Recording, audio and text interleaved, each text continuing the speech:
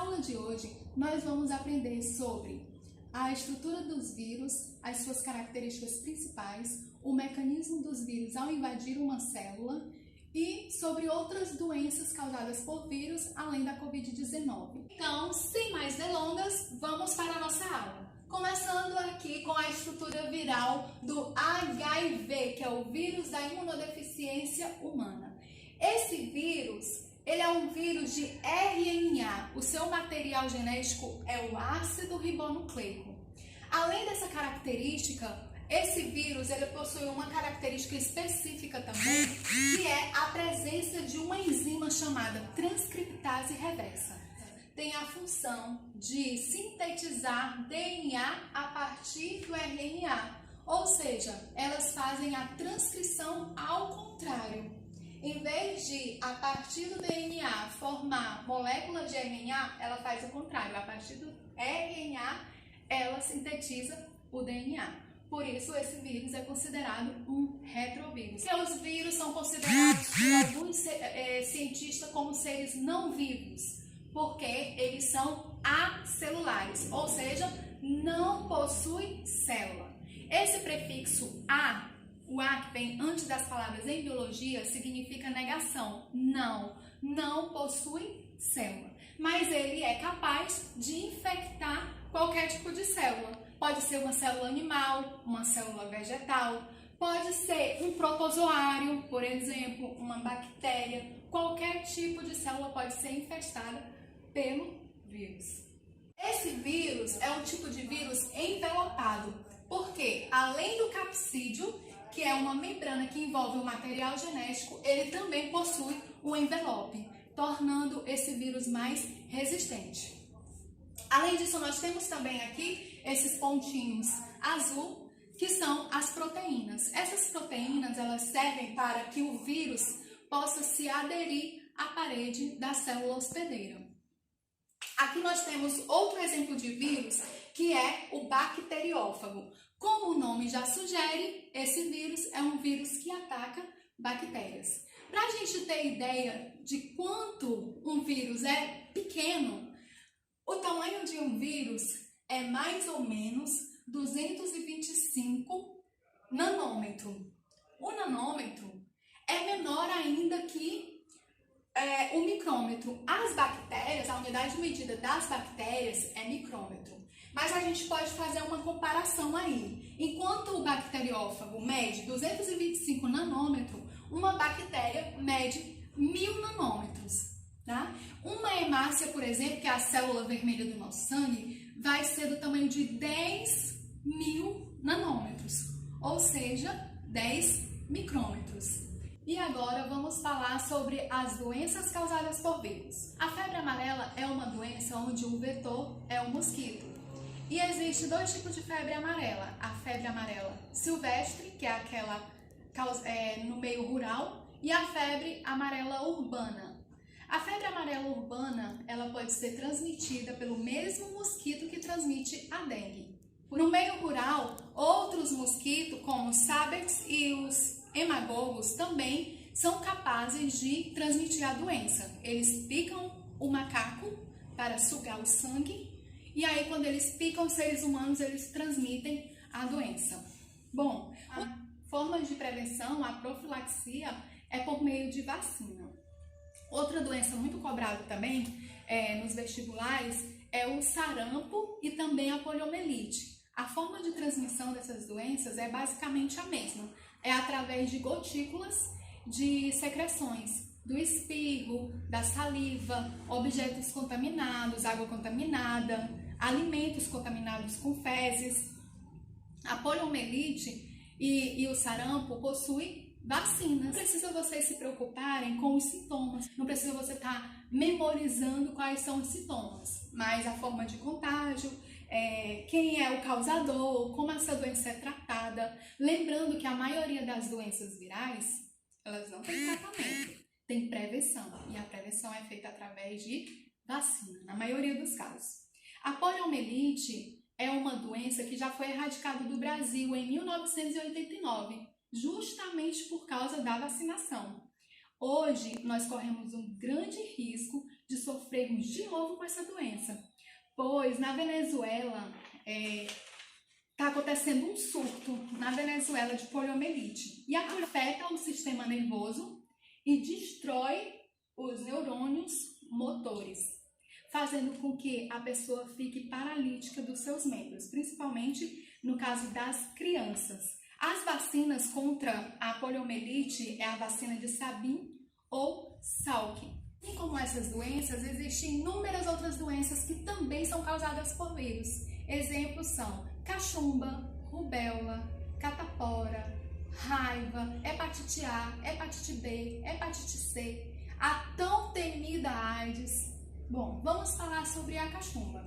A cachumba, ela é transmitida pelo vírus da parótida infecciosa, que é causada pelo aumento das glândulas parótidas, que é a glândula produtora de saliva, glândulas salivares. Isso aqui fica bem inchado. É raro os casos em que essa doença acomete o sistema nervoso e também os testículos. A rubéola é uma doença onde acende o sinal de perigo maior para as mulheres que estão gestantes, pois as mulheres podem transmitir para o bebê o vírus e o bebê pode ficar com sequelas como cegueira, problema de surdez e até retardamento mental. Essas duas doenças elas podem ser prevenidas com a vacina tríplice viral. A raiva é uma doença que afeta o sistema nervoso, porque os vírus, eles são bastante específicos. Por exemplo, o vírus da gripe, ele afeta as células do nosso sistema respiratório. A poliomielite, por exemplo, afeta células do sistema nervoso, os neurônios. O HIV, por exemplo, afeta doenças do sistema imunitário. A é uma doença que também é adquirida através de alimentos e água contaminada. Mais uma vez, precisamos falar da importância da higiene pessoal, lavar as mãos antes de comer, depois de sair do banheiro, lavar bem os alimentos antes de consumi-los, filtrar, ferver a água. A hepatite A não tem tratamento, mas o próprio organismo elimina o vírus, o sistema imunitário. É uma doença que se caracteriza por febre, náuseas, vômitos, pele amarelada, os olhos amarelados, a icterícia. A hepatite B e a hepatite C são transmitidas através do contato com o sangue. E você pode adquiri-las, por exemplo, numa transfusão de sangue, num alicate que não foi esterilizado ou qualquer outro tipo de ferramenta não esterilizada, por exemplo, no seu dentista.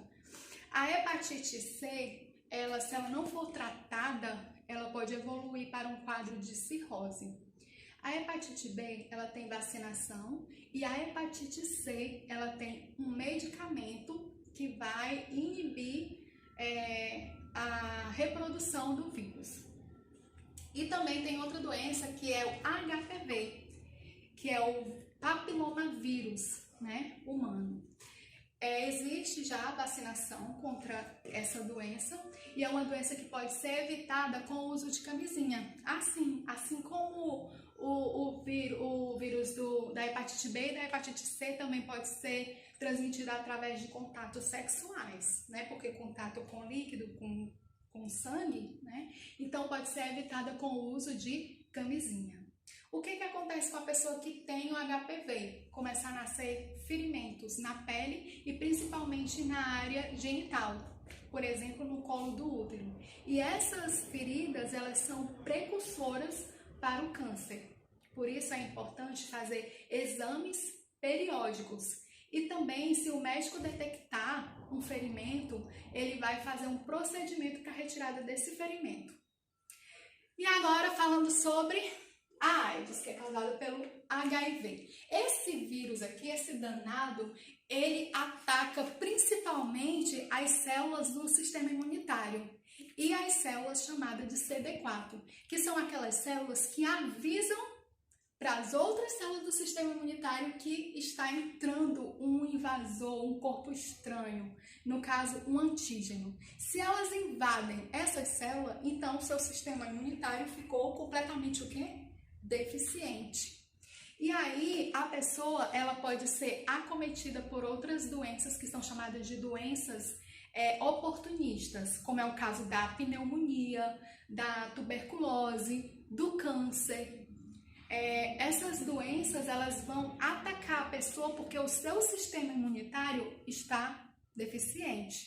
Então, a pessoa, ela não vai morrer por causa do vírus da AIDS, não vai morrer de AIDS, ela vai morrer por causa das doenças que acometem o seu organismo. Então, nem toda pessoa que tem HIV é uma pessoa aidética, porque esse vírus ele pode permanecer no corpo da pessoa durante anos e anos inativo, ou seja, sem apresentar nenhuma atividade. E a raiva afeta as células do sistema nervoso, tá? É prevenido como? Através de vacinação dos animais domésticos, também é feita vacinação antirrábica nos seres humanos. E ela é transmitida através da saliva desses animais, cachorro, gato, morcego, principalmente através da mordida. Falando sobre essa situação que nós estamos vivendo hoje da pandemia causada pela Covid-19, os dados atuais são 951.901 infectados em todo o mundo, 47.522 mortes, 195.929 pessoas que foram curadas. Lembrando que isso tudo começou na China. Não se sabe ainda muito bem como que esse vírus se espalhou, ainda estão estudando, mas acredita-se que tenha sido através de morcegos que foram vendidos no mercado pirata. E o nosso país está de quarentena, então eu espero que vocês aproveitem esse período para estar estudando.